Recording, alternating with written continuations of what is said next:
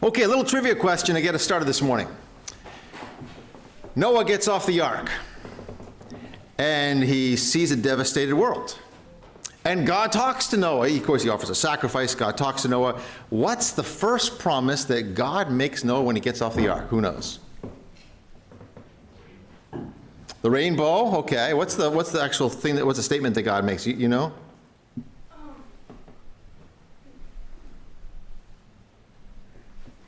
Thinking. Yes.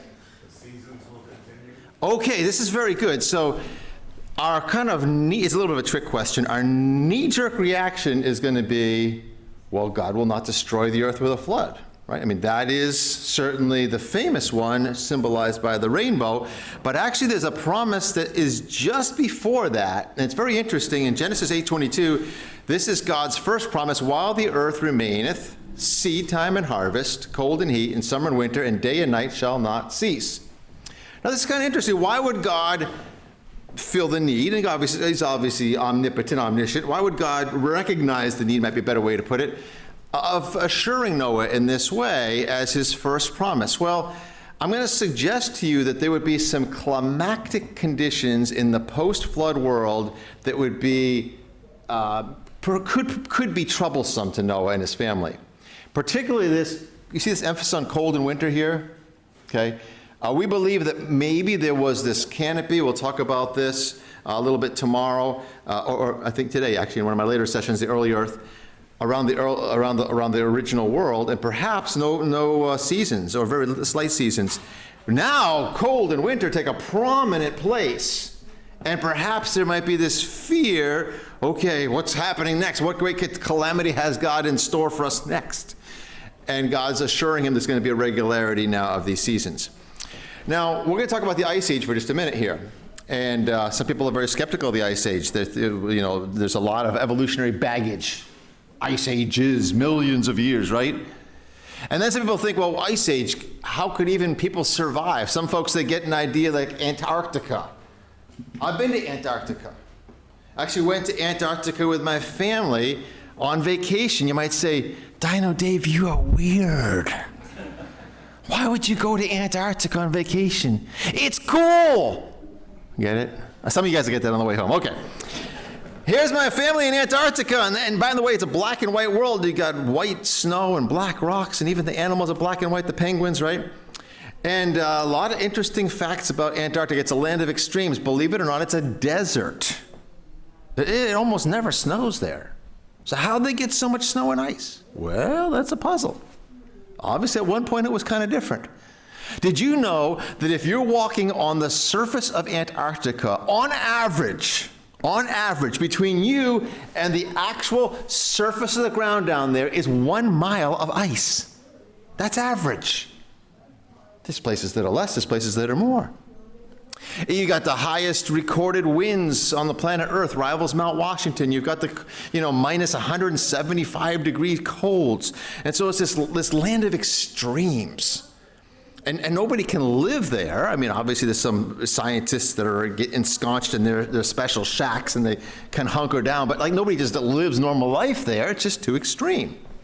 But that's a little different from what the Ice Age in the past was, okay? And then some other people have a mistaken notion of the Ice Age, and when they think of the Ice Age, they want to know, well, where does Manny and Diego and Sid the Sloth, they got this cartoon image of the Ice Age going on, right? Some of you young people are familiar with this high theology here, the Ice Age. Where does that fit in the chronologies, right? Some people say, well, there probably wasn't even an Ice Age because, again, there's so much evolutionary baggage. So here's what I want to talk about just briefly. I want to talk about the reality of the Ice Age. There really was an Ice Age. We'll talk about that, the cause of the Ice Age, the purpose of the Ice Age, and then living in the Ice Age. Did you know that as recently as the mid-1800s, scientists didn't believe in an Ice Age? In fact, they didn't want to believe in an Ice Age. It seemed too catastrophic. And remember, the big fight in those days was against the flood. You had Lyell and some of these guys that led up to Darwin and James Hutton and these guys. They didn't want the flood to be viewed as scientifically credible. They wanted to get away from catastrophe to something else that begins with a U. Who knows what it is? Kevin? Uniformitarianism, right? The present is the key to the past. Everything continues very uniform over time. Okay, I'm going into geology a little bit here. But that was why they didn't want to believe in it. But the evidence became so overwhelming, they could not deny there had been an ice age. What are those evidences? I'm going to just give it to you real quick. I see a couple of you guys taking notes. If you want to take notes, might be a good thing to make note of. Because you actually see this stuff up here. Right here in the Granite State and up in Maine especially. But the number one evidence is glacial striations. Let's all say that word. Can we do that? Glacial striations. Kind of an interesting word. What on earth is a glacial striation? Well, there's these grooves that are gouged or scratched out of bedrock. You're talking like literally granite, like heavy duty scraping to move. Here's an example. Look at this. How do you scrape solid rock like that? Not much can do that. Well, when you've got massive amounts of ice that's moving, and glaciers move, it is scraping rocks and boulders along the bottom, and it's making glacial striations. That's evidence that the ice age was there, that there was glacial activity there. Number two, glacial drumlins. Let's all say that word. Ready? Glacial drumlins. Oh, what's a glacial drumlin? Sounds like it should be in a band somewhere, right? Playing the drum, boom, boom, boom, boom, boom. Well, a glacial drumlin is really a hill. Okay, there's these elongated, teardrop-shaped hills. It's made of sand and gravel that was carried along with the glacier, and then as the glacier dies down or drops down, you'll see it will leave this drumlin. There's a little illustration on the top there. You actually see an actual drumlin there pictured on the bottom. So again, we see something like this. It's a very different material than the actual sediments in the basement area, that green farmed area down below, and that's evidence that the glacier was there. Ice age came through there. Number three, glacial moraines. Let's all say that word. Ready? Glacial moraines. Well, a glacial moraine is a little bit easier to understand. It's basically these mounds of dirt. Think about a bulldozer pushing a whole bunch of dirt. Well, a glacier has got a front to it. Again, it's sliding downhill, and as it's going, it's bulldozing a lot of dirt and sediments. This is an actual glacier here. I think this is in Alaska. But you see the glaciers melting backwards. But at the point where it stops advancing, it leaves this front of dirt that it's bulldozed there. That, and you see on the sides too, not just the front, that is the glacial moraine. So those are the key evidences. And by the way, the ice never melts, or never moves backward, it melts, right? And so it just retreats by melting. All the force of the motion is forward, and so that's where it leaves this dirt and this debris after it starts advancing. Okay, one more thing, and that is the glacial troughs. Glacial troughs, and that's a word you're familiar with, so we won't bother to say it, but it's basically a U-shaped valley carved out by the glacier. And we got lots of these, especially in North America. The ice, as a rule, has moved from north to south in the northern hemisphere, starting with the North Pole, and then it expands southward. Obviously, the opposite in the southern hemisphere. But we see these gouged depressions, many of them now filled by water, glacial lakes, like the Great Lakes, the Finger Lakes. Any of you guys been to the Finger Lakes up in northern? Okay, some of you guys have. Beautiful area up in northern New York. Lake Champlain. How many have been to Lake Champlain? Anybody been there? Yeah, lots of you guys probably. These are all glacial lakes. These are all glacial lakes. And so, for example, you see the Great Lakes here, okay. The Ice Age on the upper left there, number one, it covers this area, and it's digging out gouging out these lakes, and then it melts back, and the water's pooling there, and today you have these Great Lakes. Here is the Finger Lakes. Why do they call them Finger Lakes, Dino Dave? Because they look like fingers, right? But they just all up there, upstate New York, and again, they're all running north to south. That is all glacial activity, gouging down through there, see? And at one point, the glaciers went down as far as Kansas. All that top area. Look at us. We would have been iced over up here. We'd been in the deep freezer. Okay? And the same thing with the southern hemisphere. You got all of Antarctica, a good chunk of South America, and even part of Australia that would have been impacted by this ice age. Okay, so the reality of the Ice Age. Now let's look at the cause of the Ice Age. This gets kind of fun. Secular scientists have struggled to explain how the Ice Age came about. Even more puzzling is how it came to an end. Many even believe in 5 ice ages, which just compounds it. It makes it even worse. So the best explanation they have, if you were to look in the textbooks, if you did a little research online, if you Googled what causes ice age, you're going to see something like the Milankovitch Cycles, named after a guy named Milankovitch, right? And it's pretty sketchy. Okay, it's a difficult theory to defend, but this is the best they got, okay? But the idea is the Earth orbits the sun, right? Well, the Earth has a slight tilt to it, which causes our seasons. That's understandable enough. But then it also has a slight wobble, so it's spinning, but it's spinning like this, like a top that has a slight wobble to it. So every once in a while, depending on how the wobble is, these seasons get exaggerated a little bit. I mean, you're talking once every 26,000 years. A very slight exaggeration of the season because of the slight wobble to the Earth's tilt. And that's going to cause an ice age. My friends, it's because of this theory, this belief that slight change caused a whole ice age. That is why they are so worried about global climate change. They view this whole thing as very fragile.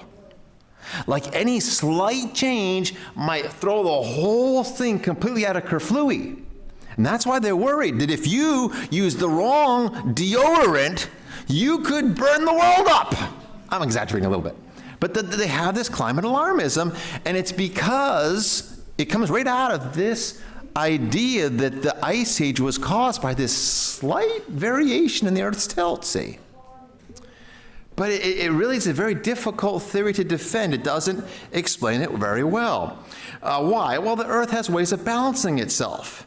So, for example, if the Earth starts to get rather cold, a lot of times what happens is that you'll have less water evaporating out of the ocean, you'll have less water come over the continents, it'll snow less, things balance out. Conversely, if things start getting real warm, you got a lot of evaporation, it comes over, you get cloud cover and rain, it cools things off. So the Earth has ways of balancing itself.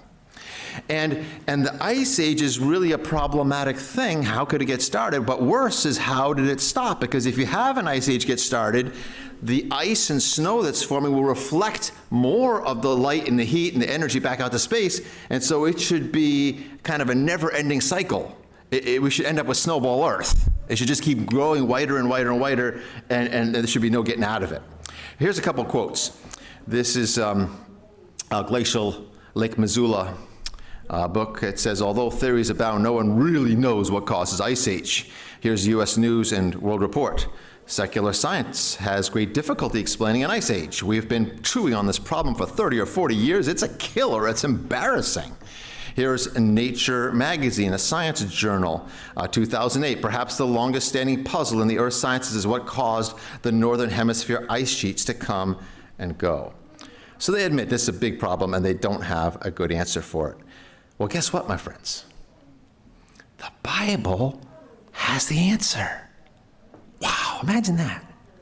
God's word is authoritative, and we can trust it when it comes to matters of science or history or theology or finances or anything. Why? Because it's God's word.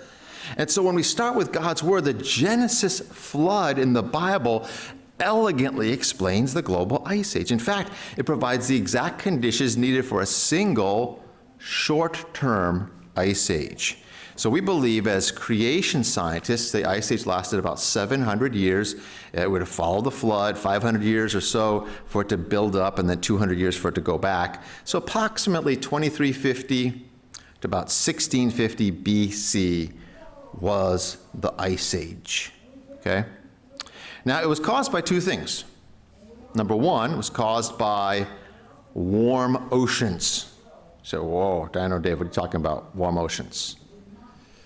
Well, after the flood, it would have been about 80 degrees in the water oceans, very tropical, worldwide. Why is that? Well, you just got all this continental spreading. We believe there's one continent pre-flood. We'll talk about this more in the other session.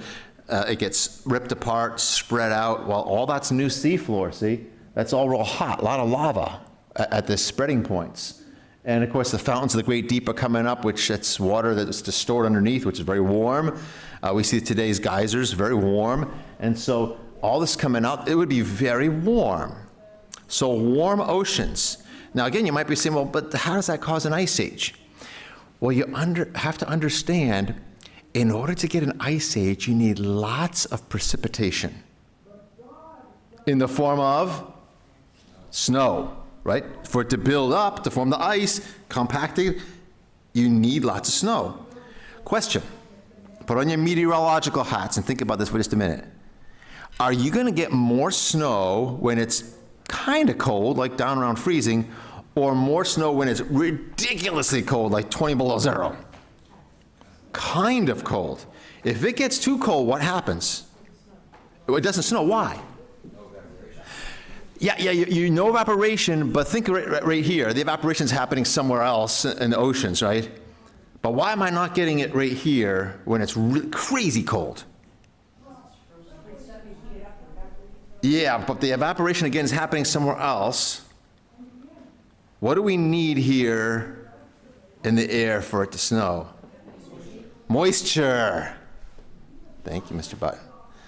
You need to have humidity. Can you have humidity in air that's ridiculously cold?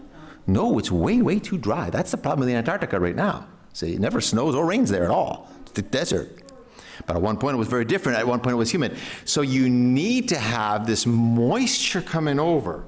Well, to do that, you got to have pretty warm oceans, right? For the evaporation to occur. But then secondly, you need cold continents, because we don't want it raining, we don't want it melting, we want lots of snow. So this is a weird combination that's not easy for them to figure out how you can get that in a evolutionist, normal, uniformitarian model. You need a catastrophe, which they don't want. But the flood would cause this. The flood would cause this. How do you get cold continents? Well, you get cold continents because we've had lots of volcanic activity. Again, these Earth's plates getting ripped apart, tornadoes, volcanoes coming spewing out, and not just any kind of volcano, but particularly a stratovolcano. What's a stratovolcano? Well, it's the explosive kind. Think Mount St. Helens, okay? You have the ooey gooey kind. It's happening in Hawaii right now, where people are like, oh no, the lava's gonna come over my house, and it's going, you know. That's not doing it, okay? Stratovolcano is the blow its top kind. Lots of dust, lots of ashes, and this puts a lot of particulates up in the atmosphere, which blocks the sun, and suddenly you've got this sunlight getting reflected back out into space.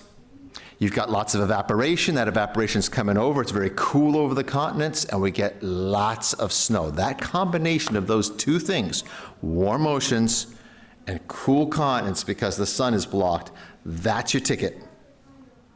You can't avoid an ice age. It's gonna happen. It just naturally happens. Let me give you some evidence of this. In 1815, Mount Tambora blew its top. It was known worldwide as the year without a summer because of all the particulates it put up in the atmosphere. In 1883, Krakatoa exploded, and global average temperatures dropped 1.2 degrees from one volcano. Mount Pinatubo in 1991, global temperatures dropped by half a degree. Now, this one is recent enough that probably a lot of you guys in this room remember Mount St. Helens, okay? We remember this one, 1980. And this red right here, you see that? That's the ash layer that fell out from Mount St. Helens. Now, it's pretty big. It's going across multiple states.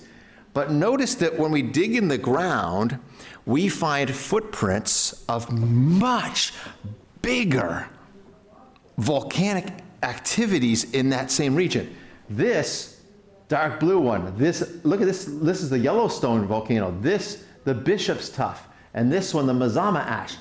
So at one point in the Earth's activity, poof, poof, poof, you got some really big ones going off. Maybe not all at the same time, but within some proximity there. So if you think about the flood as kind of the Earth being whacked real hard, and, think about maybe a pendulum. You give it a good whack, and it's going to kind of do this for a while before it settles back into, a stable position. And so the Earth is reeling from this catastrophe that we call the Genesis flood, see? And part of it is this volcanic activity. You got these spikes, that are going, and it takes a while. It takes hundreds of years. After some centuries, it begins to tail off, okay? And things stabilize a little bit. But that's what keeps that volcanic cloud up in the air and keeps it very cool. Now, we got lots of evidence of this ash, these clouds that were up there. This is a secular journal here called Planetary Science, and they say a total of 25 ash bands and estimated 2,000 dust bands are preserved in the bird ice cores.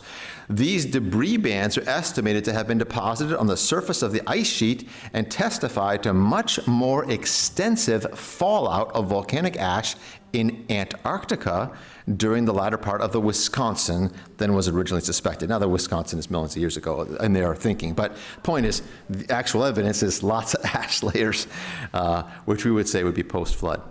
Volcanic aerosols block the sun, cool the continents, layer of snows build up, that compacts to form the ice, that turns into glaciers, and then just the natural flow of the glacier wanting to go downhill, being carried by gravity.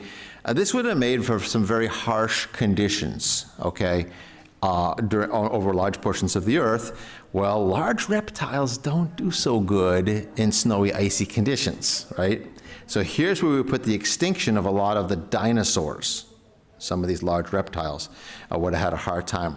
But we got to remember that the tropics, tropical region of the Earth, think around the equator, would have remained free of ice even during the Ice Age. So what would have been going on in some of these warm areas? Well, they'd have been a little bit more temperate. Like the Sahara Desert wouldn't have been a desert. It'd have been lush. It'd be green, man. It'd be a beautiful place to live. It'd be like, what's today maybe Florida or something like that. Very well watered. And so, and even up north, certain animals, especially large fuzzy ones, would do fine right up against the Ice Age. They survived along the coasts where the warm breezes kept it frost-free, and they could even kind of maybe come up close to the ice age, to the ice glaciers themselves, so long as they could get some vegetation. They could dig for it. Here is a woolly rhinoceros. Herds of camels and horses roam North America. A woolly rhinoceros lived in Europe. This is an interesting sloth. Look at the size of that sloth. That's a megatherium. That's a big, giant ground sloth. And then the most famous Ice Age animal of all time was not T-Rex, think Ice Age. Woolly mammoth, right? Manny, right? He's out there, he's cruising around. And we've got literally thousands of woolly mammoth carcasses frozen down in the tundra of Siberia, also in Alaska. Here's an example of a Siberian woolly mammoth. Now that's a little one because these things are crazy big. One tusk would go almost clear across your auditorium, Pastor Lawrence. These things are huge. But we have really well preserved. Look at that skin. Look at the fur of that thing. Just amazing. There's so many of them. You can actually go online. You can buy a tusk or you can buy a tooth of a woolly mammoth if you really wanted. Okay, so the reality of the Ice Age, the cause of the Ice Age. Let's talk about the purpose of the Ice Age. We don't always know why God does what he does, do we? But we have a little bit of an inkling why God might have put the earth in the deep freezer. You see, the challenge in the post-flood world, the challenge is how to disperse the animals. Remember, it was easy to get the animals to the ark. God brought them. And I think God had a hand in all this. Obviously, he does, right? Providentially. But God brought them to Noah. Noah just had to load them on the boat. Now, how do you get them back? This is more complicated because if it's just one big continent in the pre-flood world, they just got to go, zoop, get on board the boat. Now the boat's landed. These continents are spread apart. How do we get creatures back to places like North America, South America? Europe's not too bad coming out of, Ararat, but how about Australia? How do we do that? So, rafts is one explanation that you'll see out there, especially in the creation literature. What's a raft? Well, it's just a whole bunch of logs that got knocked down during the Genesis flood, and they're kind of conglomerated together. And even today we see this still, where animals will get rafted. There'll be an island off somewhere with no lizards, and then all of a sudden there's a tropical storm or hurricane comes through and blows a whole bunch of debris out there, and a bunch of debris lands on that island, and lo and behold, there's a lizard in there. Next thing you know, you got a whole population of lizards out there on that island. That's rafting. It does happen. Could have happened in the post-flood world, especially small creatures like lizards, but how about woolly mammoths? Is he going to survive for weeks to sea out on a bunch of logs? I don't know. It's a little more difficult. Large mammals are going to be difficult to raft. But if you got an ice age, like what we're talking about, it would have resulted in a 200-foot drop in ocean sea level. Think about that, 200-foot drop in ocean sea levels. Now, where's all that water that we're sucking it all out of the oceans? Where is it? It's in the ice, right? It's in form of ice up on the continents for the moment. And so you've taken a big straw and you went, sucked all that water out of the oceans. Well, if you do that, turns out that all around the continents are these things called the continental shelf. So this would have been oceanfront real estate right down there. And you could maybe have waded or briefly swam, and you could have gotten, maybe this is Florida, that's Cuba. It'd been really easy to get across to some of these islands, see what I'm saying? With the water the water height, depth, much lower. Okay, the result of lower oceans would have been land bridges, allowing animals to walk to what are now islands and across the Bering Strait. The Bering Strait is between Siberia on the Russian side and Alaska on our side. The inland glaciers would have forced animals to move along the coasts. So remember, the glaciers are more inland, but along the coast, because those warm ocean breezes, it's still fairly ice-free and frost-free, and so the animals would have followed the coast, and they could have gone across from Siberia, walked right across to North America, and from North America to Central America, from Central America to South America, and you would have had these migrations mostly going along the coasts. So the animals are obeying God. God said, be fruitful, multiply, disperse, fill the earth. How about the people? Did the people obey God post-flood? Did they disperse around the earth? Not as much. What did they do? They built a tower, right? They said, okay, we're just going to sit right here. The world's a little bit of a scary place. We're just going to build a tower. We're going to sit right here. And so the Tower of Babel was going to prevent people from reaching distant lands and colonizing those lands. They would miss the opportunity provided by the Ice Age. Once the ice melted, those land bridges would be gone.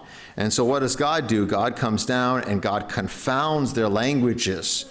And the command was urgent. There was some urgency to disperse and refill, repopulate the world. So God confuses their languages, forcing them to spread out. And naturally, hunter-gatherer peoples are going to follow the animal migrations. And so they're going to follow the same routes as the animals, and they're going to end up in North America, Central America, and South America. Now, I want you to look at this textbook map. Here you have a textbook map of human migration. Take a look at that for a minute. This is secular, okay? So don't worry about these 60,000, 70,000 years. Forget that for a minute. But just look at the arrows. Where does this secular textbook have it all starting? Where's the central point? Look at that. Pretty much, right? Holy mackerel. How do they know that? You think they're cracking their Bibles open? Well, we wish they were, but no, that's not happening. What they see is Stone Age civilizations, followed by Copper Age civilization, followed by Bronze civilizations, followed by Iron Age civilizations. So they can kind of see this spread of technology, and they can kind of trace these migration routes. Okay, they see them working with stones, they're working hides, they're working wood, stuff over here. Oh, over here we see them working some copper. Oh, over here we're actually seeing some bronzes showing up. And so this is pretty accurate. This is pretty much spot on. But look where it all starts. Even the secular people say, well, it started somewhere there in the Middle East, in the Fertile Crescent, and Mount Ararat, right around there. Hello? Listen, you just believe the Bible, you're ahead of the game, right? Okay. Well, we don't have a lot of time left, and I want to talk about this last one just a little bit. This is fun. What would it be like to live in the Ice Age? Would that be fun? Does the Bible talk about this at all? Interestingly enough, the Bible gives us a little bit of insight into this. I want to conclude with three things here. I want to talk about the book of Job, Job's insights. Number two, I want to talk about Neanderthal life. And number three, I want to talk about Woetzel, the Iceman. Who's that? Well, let's start with Job. If you got your Bible, you can turn to the book of Job if you want. Who is Job? Well, Job is a character that lives somewhere between Noah, getting off the ark, and Abraham, somewhere in that general area. I don't know 100% for sure, but some scholars have suggested it's the guy in Genesis 10:29, and Ophir, and Havilah, and Jobab. All these were the sons of Joktan. Maybe it is. It could be. It could be that guy Jobab is Job there. Don't know for sure. But if it is, he would have lived 6 generations down from Noah, and perhaps he is that famous Job. This would have been about the time of the Ice Age. Most scholars believe Job is the oldest book in the Bible. So, well, wait a minute, doesn't Genesis talk about origins? Yes, it does. It talks about the beginning. But when was Genesis written? Who wrote Genesis? Moses, right? So you got Abraham, Isaac, Jacob. You got Jacob's 12 sons. They go down into Egypt. They're down there for quite a number of years. Centuries later, they're coming up out of Egypt. So Moses is taking them out. It was well after Abraham, and the Ice Age would have been somewhere between Noah and Abraham, right? So if Job is writing during that time, he's writing a lot earlier than Moses. And there are more references to cold, snow, ice, hail, and frost in Job than any other book of the Bible. Now follow me on this for a minute. A book's vocabulary, the actual words that they use, can be forensic evidence regarding life conditions and shared experience at the time. So for example, what's your name, my friend? Josiah. Let's say Josiah and I are Eskimos. You ready to be an Eskimo, Josiah? Are you ready to be an Eskimo? Not so sure. Okay. We've had enough cold and snow for one winter, haven't we? Well, let's say Josiah and our Eskimos, and we're going to write a story about, what it's like in our Eskimo village. Are we going to say, this winter was so hot, it was like the Sahara Desert? We wouldn't say something like that. Why? Because we're Eskimos. We don't know what it's like in the Sahara Desert. We've never experienced a desert in our lives, right? Conversely, let's say that Pastor Kevin and I are living in the Serengeti of Africa, and we're going to write a book on what life in the Serengeti is like. Are we going to say it was as cold as living on top of a glacier? We don't ever know what it's like to live on a glacier. We've never seen a glacier, right? So the vocabulary that we use to describe life conditions, or just in our book, would help people understand what we'd experience. Does that make sense? Okay. And so here we see in Job chapter 37, one of these. It'd be fun sometime if you could see a blue highlighter and go right through the whole book of Job and take every reference to cold, snow, ice, hail, and frost and highlight it. You'd be amazed. But here's one of them. If you've got your Bibles, you can follow along. If not, I got it on the overhead here. Job 37 says, "From the chambers of the south comes the whirlwind, and cold from the scattering winds of the north by the breath of God. Ice is given, and the broad waters are frozen." So here we see 3 references in just these 2 verses. Here's another one, Job chapter 38. Job chapter 38, verse 22. "Hast thou entered into the treasures of the snow? Or hast thou seen the treasures of the hail?" 2 references right in this one verse. Go down a few verses later in 38, 29 to 30. "From whose womb comes the ice, and the frost of heaven, who gives it birth? The waters harden like stone, and the surface of the deep is frozen." I could give you a lot more examples, but that's just a couple, and you can see in this one verse, or two verses here, 3 references to this ice, frost, and frozen. So I believe Job is giving us a little hint. At his time, they knew ice and snow and frost and hail real well. They were living in the Ice Age. Well, how many have heard of Neanderthals? Anybody heard of Neanderthal man? Okay, almost everybody's heard of the Neanderthals. Maybe your mom said while you were sitting around the dinner table, hey, use your fork and knife the right way. You think you're a Neanderthal caveman or something? Well, let's talk about the Neanderthals. How do we get this name, Neanderthal? Interestingly enough, it came from a guy named Joachim, good German name, Joachim Neander. There he is right there. That's Joachim. And this guy loved God. He loved God. And he was a poet, songwriter. In fact, we still sing one of his songs today. You probably sing it in this church. Praise to the Lord, the Almighty, the King of creation. Joachim was a creationist. He believed in God. And near his house was a beautiful valley.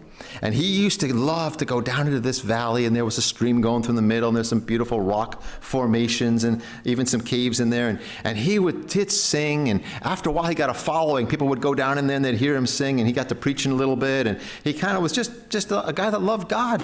And he lived there for quite a while, and years later he moved away, and eventually they named the valley after him. You see, the word valley in German is Tal. So Joachim Neanderthal just means Neander's valley. That's the valley that Neander used to hang out and sing and preach in. Okay? So this is a creationist.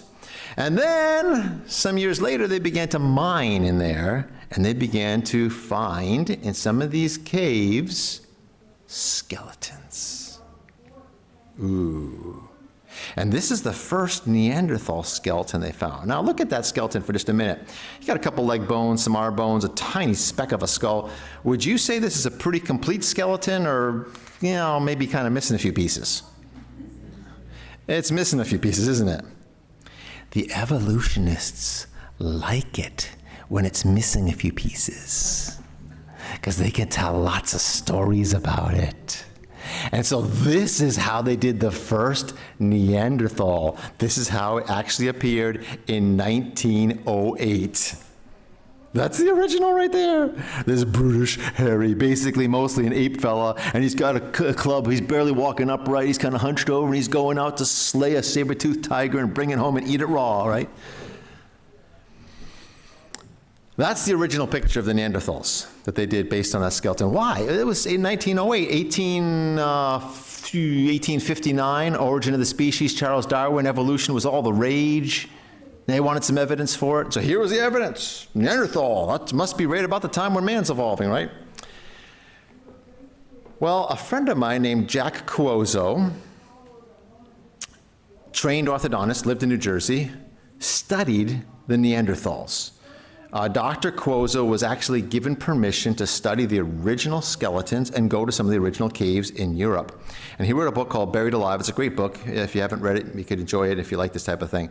But he, again, trained orthodontist, could analyze the skull and analyze the teeth, and he could tell you how old you are just by the shape of your skull and by your teeth. And he did this whole analysis and wrote this whole book on the Neanderthals. And come to find out, based on his research, there's good evidence that these people were superior to us, superior to modern humans in a good many ways. First off, they weren't a bunch of brutes living in the caves. There's makeup pigments in some of these caves. They have flute-like reed instruments in some of these caves. They have turquoise and pink flax fiber clothing. They have aspirin, mostly in the form of a tree bark that's scraped, but that's how aspirin originally was discovered. They had antibiotics. They had super glues, things that were glued together that we still see glued together today. They had leather tools. But the coolest thing of all was this longevity. Based on his analysis, these Neanderthal skeletons lived to about 200 years old. Question, do you know anybody that's 200 years old today? Probably not. If you've lived to 100, you're pretty remarkable, right? And we might get somebody around 120 maybe, but even with modern medicines and modern nutrition, no one's living to 200. Can you think of a time in the Bible where people are living to 200? Not in the beginning. They're living in 900 in the beginning, but you're close. Where are they living about 200? Abraham, yeah, Abraham's 175, I think. So between Noah and Abraham, they're going to be living a couple hundred years, probably about the time of Job. The Ice Age. Why are they living in caves? Is it because they're a bunch of brutes that don't know how to build a house? It's cold in Europe. It's snowy in Europe. The earth's still settling from the flood, and they're finding a place that's pretty solid, that's not moving around, sloshing around, mudslides and snow. And they're hanging in caves for safety. See? Oh, it all makes sense when we look at it from a biblical perspective. So this valley is full of these caves. Here's one of these Neanderthal caves here. And you go in these caves and you see rock art. Hey, I can't draw horses that good with charcoal. These guys aren't a bunch of boors. Look at this ox. Look at these ponies. These guys are extremely talented artists with charcoal. They've done analysis on some of the teeth of these Neanderthals and come to find out they were eating salads and mammoth meat. As these guys are living pretty nicely. Why are they living in the caves? It's not because they're a bunch of dolts that don't know how to build a house. They're living there because it's dangerous out there. There's saber-toothed tigers, and there's still volcanoes going off, and the continents are still shuddering. There's earthquakes and tremors and mud sloshing around.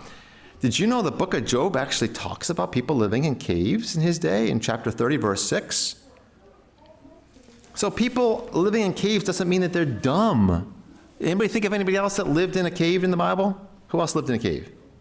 David lived in a cave. In fact, he wrote Psalms from caves, just like Neander did in the valley there. Who else lived in a cave in the Bible?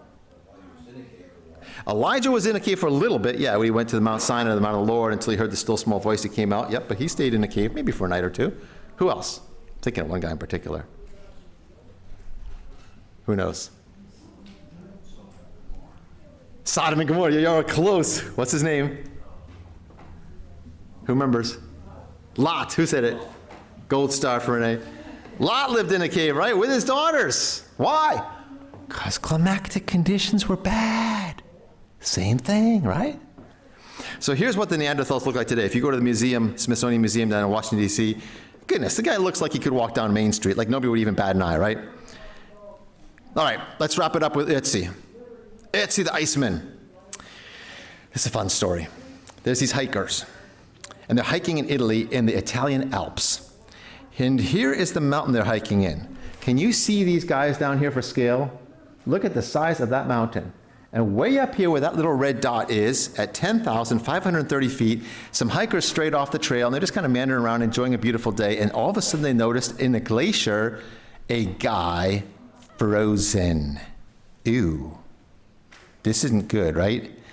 And they look, and the dude is frozen into the glacier. Like, this guy didn't die yesterday or the day before. This guy's been here a while. So they call the version of 911 that's local there in Italy. A team comes up, and they begin to try to extract him with pickaxes. And they're afraid they're going to damage this guy's body. And so they get a big heat. They put a tarp over it. They melt it all out. And they find not just, of course, they get his body, but they find his backpack. They find his axe, his bow and arrow and all this stuff. Well, they analyze this guy. This guy's been given a CT scan, X-ray analysis, topographical, everything. And they pieced together his life, and they basically have been astounded how this Ice Age guy, this dude from the Ice Age, had such amazing technology.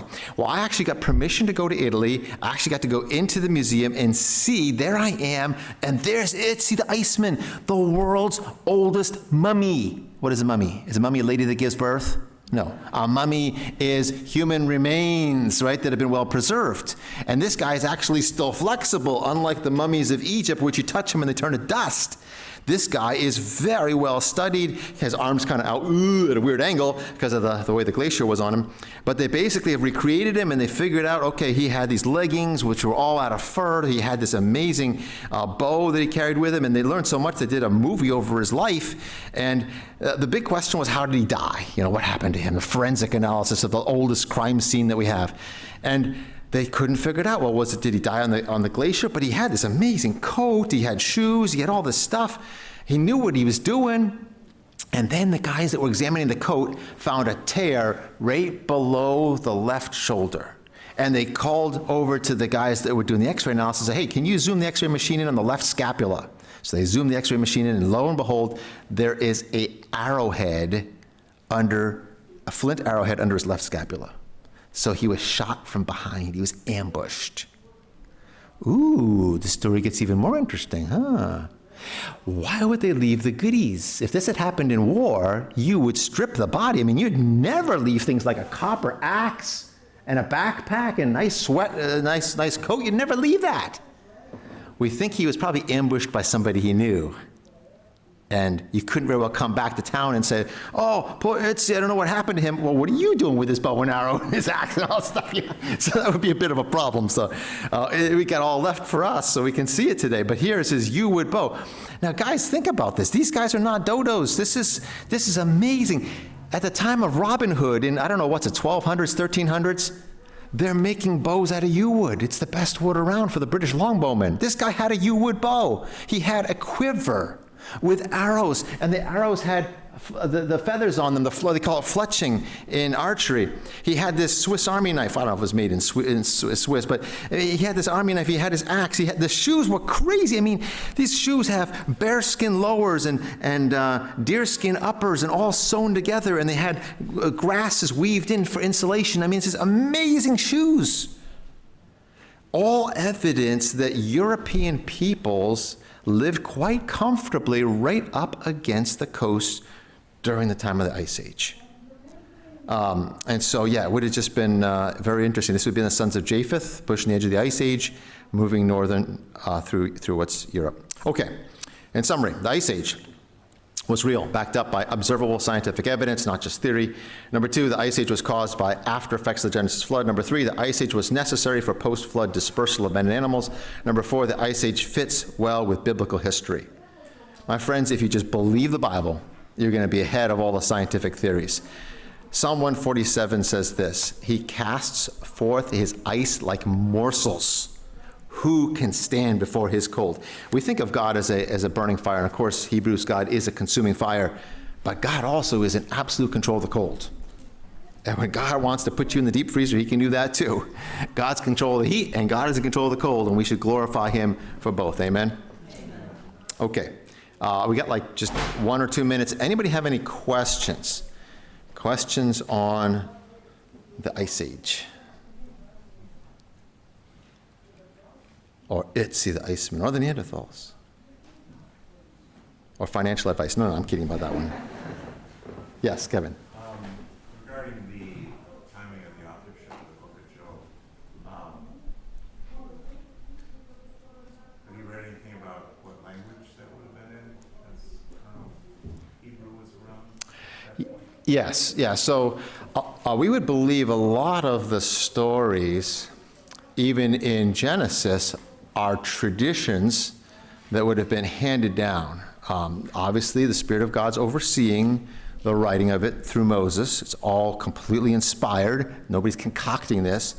But there would have been these stories that were carried down through. If you actually look at the generations from Adam to Moses, you got a lot of overlap. These guys are living for hundreds of years, several hundred years, right? So you got Adam might have seen Enoch, or at least close, and Enoch might have seen Noah, and Noah, of course, might have come right up to the edge, maybe of Abraham, and so you have these overlaps, right? And so these stories get told down through, and probably in the Hebrew language, right? And so they're getting carried down. When was it first written?